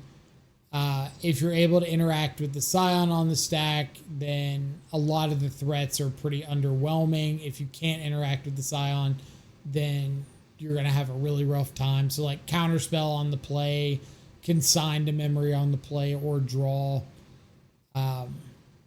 Consign is like, it's a 4 of coming in out of the board in the matchup because it answers Scion on the stack, it answers Leyline Binding, ETB trigger, which are like the two things to care about. Unfortunately, it's not that impactful against the rest of the deck. So it's a card that if I wasn't running Consign, I wouldn't be too upset. I would just leave Thoughtseize in to help answer Scion. But if you are running Consign, you can trim on Thoughtseize, bring in Consign. On the draw, I would trim on Counterspell. On the play, I would trim on Thoughtseize. Again, just Scion interaction. On the play, you can Counterspell. On the draw, you can Thoughtseize. Cameo's pretty bad in the matchup. Bowmaster's not the greatest. So, like, you could trim on some Bowmaster. You might keep a couple in because of Ragavan. But trimming on Bowmaster, cutting Thoughtseize on the draw, or on the play, cutting some amount of Counterspell on the draw. Tamiyo covers all your bases. Boarding in, like I said, the Consign to Memories, Harbinger, because you can potentially just lock them out of mana. But I would pay attention to how aggressively your opponent is fetching basics and mulliganing for Leyline. So if they're fetching basics aggressively, mulliganing for Leyline aggressively, then Harbinger is going to be a little less impactful. Still good, but not quite as good. Graveyard Trespasser is really good as a 2-for-1 threat. Aito's okay. Deluge. I usually bring in Deluge because it's like the only way we have to answer a resolved Scion. So even if you have to Deluge for 4 on turn 3, it's better than dying to the Scion. So pretty well covers that one. Amulet Titan. Not a whole lot to say against Amulet. Like, get a Frog down on 2. Get a Murktide. Stick with that. Counterspell on Titans. A lot of these lists are like cutting down to 1 or no Cavern of Souls. So keep an eye on if they've got Expedition Map in the main deck, because being able to tutor up a Cavern could change your plan, or tutor up an Otawara. Just know what kind of lines that they have available to them at most points. see if they're on Aftermath Analyst, if they're on Dryad of the Elysian Grove. I've seen Azusa pop up recently. Kind of look around for what the potential options there are. Sideboarding, pretty much all of the amulet lists are going to sideboard into some sort of way to mitigate like the Blood Moon effects or Harbinger of the Seas, because it's such a hoser card from our side. So we're looking at things like if they're bringing in this case, Seal of Removal 6, if they're bringing in like Hex Drinker, I've seen extra copies of Otawara. I've seen, what's the 2-mana green dude? There's like a 2-mana, 2 green, 3/3 that pays 1 to eat a card out of a graveyard, and it gets bigger if you've exiled like 4 card types. I've seen Tireless Tracker recently, Mystical Disputes coming in, all sorts of random stuff like that. A lot of Dismembers. Just kind of keep an eye on what the potential outs they have to a Harbinger post board are, because at the end of the day, if that Harbinger sticks around, you're probably winning that game. But if you play out a Harbinger and your opponent just immediately dismembers it, untaps, does their thing, then probably just chose not to play around the potential answer. And I would always err on the side that if your amulet opponent keeps 7 cards, they have an answer to a Harbinger in those 7. So if you're able to like bait with a Tameo or bait with a Frog or something, get that Dismember cast, or wait an extra turn to Thoughtseize and then Harbinger. If you're able to do that, that's going to bump your win percentage very significantly. You just like Windmill Slam Harbinger into open mana, you're going to get burned. Sideboarding against Amulet. Harbingers 100% coming in. Consigns are coming in because they answer not only like Saga or Saga Construct, Search Off Saga, Amulet on 1, Titan ETB, Colossus ETB. I've won games by stifling an Amulet trigger. So stuff like that. For example, if you're on the draw and your opponent goes land Amulet, turn 2 bounce land, you can stifle the Amulet trigger to untap the bounce land. Now they have to pick up a land and just pass back. So it stops from like a Spelunking on turn 2 or a Tireless Tracker, a 6, whatever, and lets you untap, get your second land down to either play a Frog, hold up Force, or hold up like Counterspell. So just keep in mind that there are options available to you to slow the game down by a turn, which is often all you need. Or like turn 1, they play a Saga. Saga makes a trigger when it enters to put a chapter counter on it. You can consign that, and so their Saga can no longer, or the chapter trigger is automatic. The chapter going on the stack or the chapter ticking up causes a trigger to go on the stack to gain the ability for that land. You can counter that or stifle that. So like a Saga on 1, you can stifle the Saga chapter trigger. They'll get the 1 chapter or the 1 trigger, but they can't make mana off that Saga. So now they can't play out an Amulet right there. It's completely hand dependent. I wouldn't do it unless you have something impactful that you're going to do, like untap, play out a Frog on 2 with Force up or something. But, and just know that is a line you have available to you that can affect the game.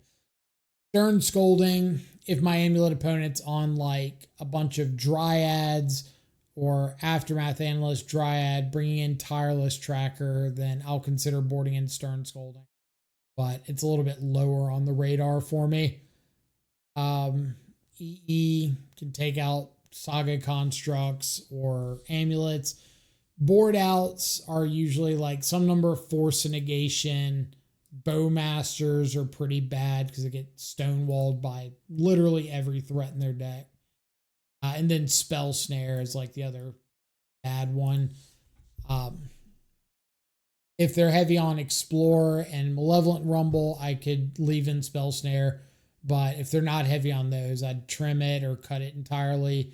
And then Fatal Push is kind of the next one. So Shoot the Sheriff answers Titan. Dismember can answer stuff through a Harbinger. But Fatal Push a lot of times like isn't interacting with anything relevant. So I'd probably trim a couple Fatal Push. All that depending on how many things you have to board in. Then the last matchup I'll kind of go over is Belcher.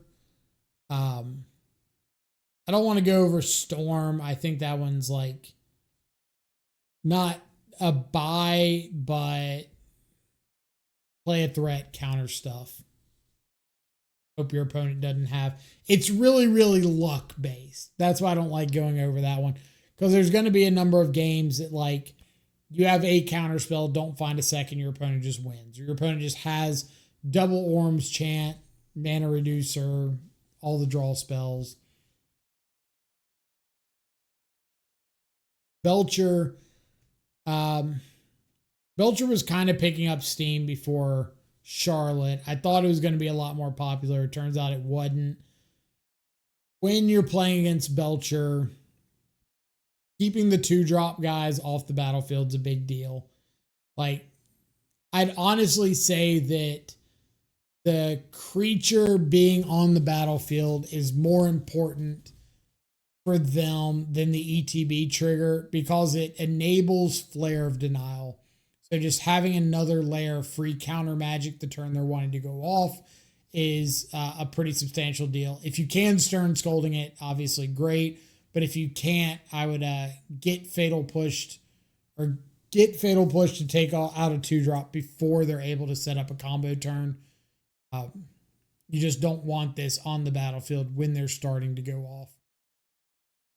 The rest of the game plan against Belcher is just the only things you care about countering are Tameshi, Whir of Invention, Belcher.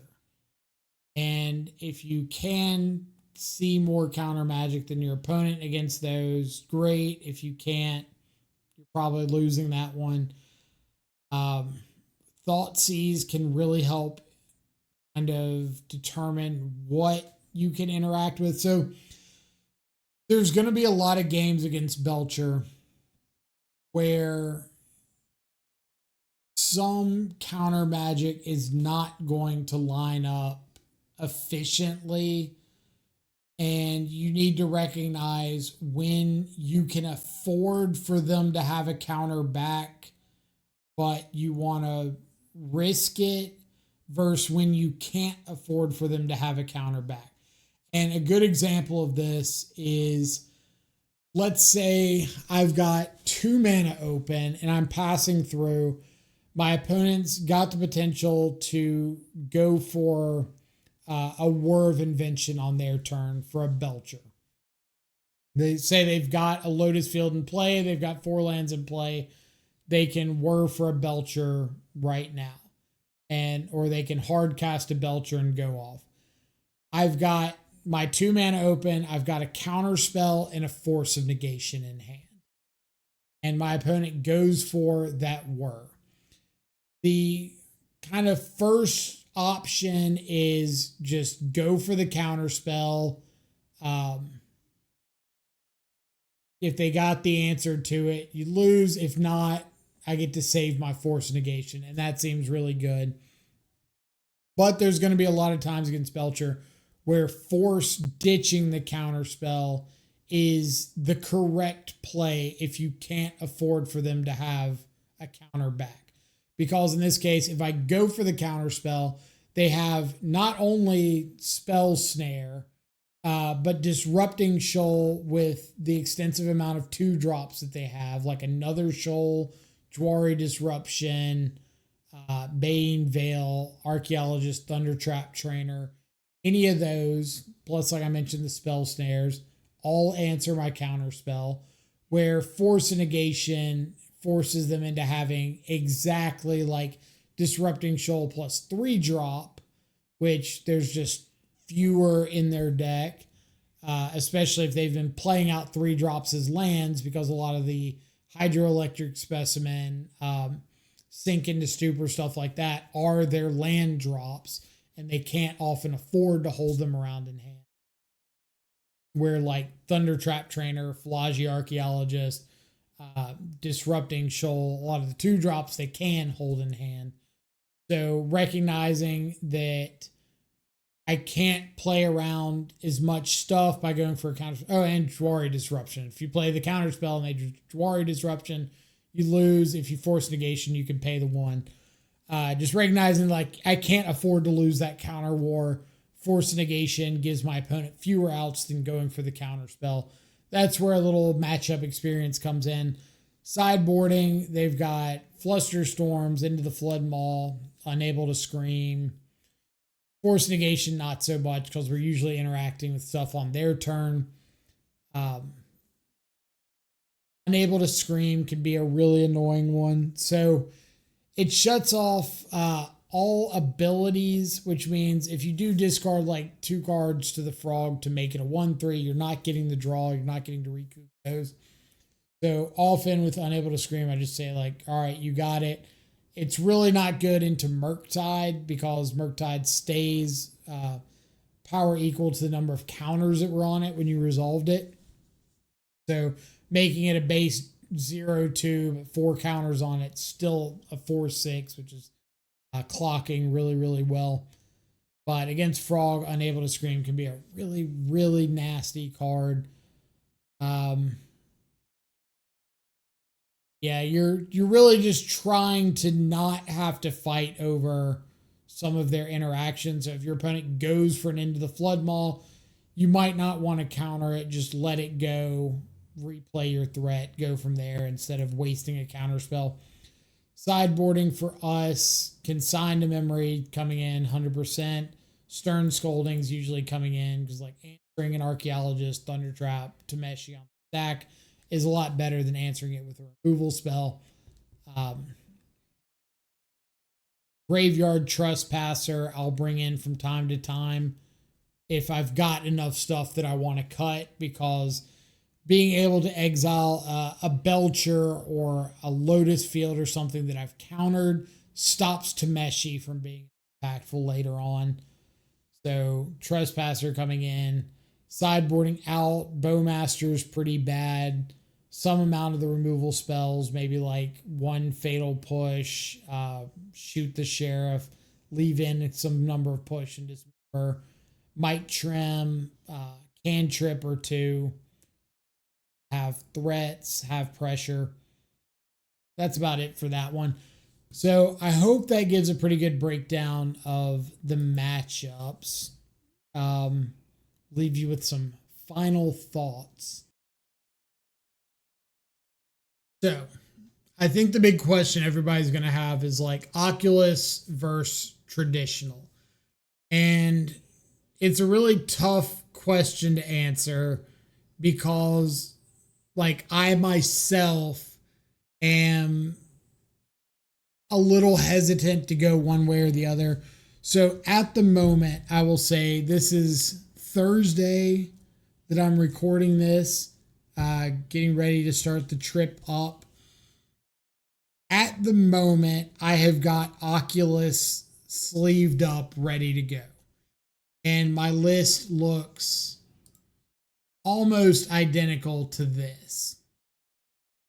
I say almost identical. I'm pretty sure it is identical for all intents and purposes. Pretty much this is what I've currently got sleeved up, unless I convince myself to go otherwise. The reason for Oculus is I think you're much better into Boros, especially if you can recognize and play around things like Thraben Charm in response to an Unearth, or if you can keep yourself from being run over by a late game Flage. But just being able to get Oculus down and make tokens makes you exponentially better into stuff like Voice of Victory. You're better into all the low to the ground creatures. Your opponent can't attack in very profitably. And I think that swings the matchup pretty heavily. Kind of the same thing with prowess, just getting a big flying body out there that you don't have to attack with to create value puts you in a better spot against opposing Dragon's Rage channelers and slick shots, and lets you hold up that or hold back that blocker, keep making bodies to overwhelm the ground, eventually start swinging in and fight over Corey steals while you're accruing that continual value. And I think that's a big deal. Like being able to keep creating value with Oculus without having to attack is fairly significant against those top two decks. I think Graveyard Trespasser off Unearth is a really good plan into a lot of the interactive matchups. We've been going back and forth in the Discord, which if you're not a member of the Control Freak Discord, I know that it's going to sound really, really disingenuous, but I feel like there are not a lot of communities that have as much active discussion going on about Oculus, about Murktide, about Frog, and are just constantly challenging opinions. And I think that's how you grow as a player, as a community, is having your lines questioned.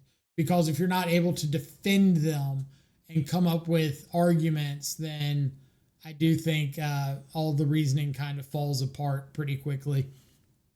But with Oculus, we had the discussion about the amount of interaction that Oculus has compared to traditional, and feeling like you're less consistent into combo matchups. And so I've been really trying to put together an Oculus list that's not cutting on that interaction. So like 3 spell snare, the stub, the 4 counter spell, the 3 force negation, all in the main, as well as 4 Thoughtseize in the 75. It's kind of what I want to be doing with the deck. And just to put a little bit of success behind the list, I did top 4 my last RCQ with Oculus, pretty close list to this. And I think that had a lot to do with it, just keeping the interaction up. Yeah, so I've got Oculus sleeved up at the moment. It could change between now and tomorrow. I'll try to keep everything in the Discord updated and with all of my thoughts on the way up there. If you're wanting to play traditional Murktide, I think that you can do a really good job of beating up on some of the combo decks. So having access, the big difference maker to me, and this is based off of me looking at all of the deck lists for Dimir, Oculus, and Murktide that have been putting up results recently, comparing card by card how those matched out.